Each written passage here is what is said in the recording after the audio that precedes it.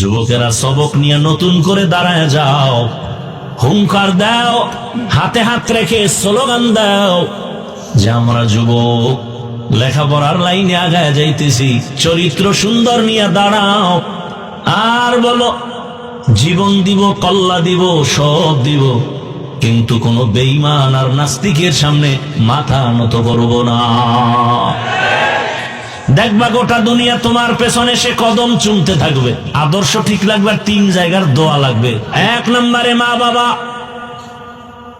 মা বাবার দোয়া থাকলে তুমি হিরো, দোয়া না থাকলে তুমি মরার আগে জিরো। তাড়াতাড়ি মরবা না, গজবে পইরা মরবা।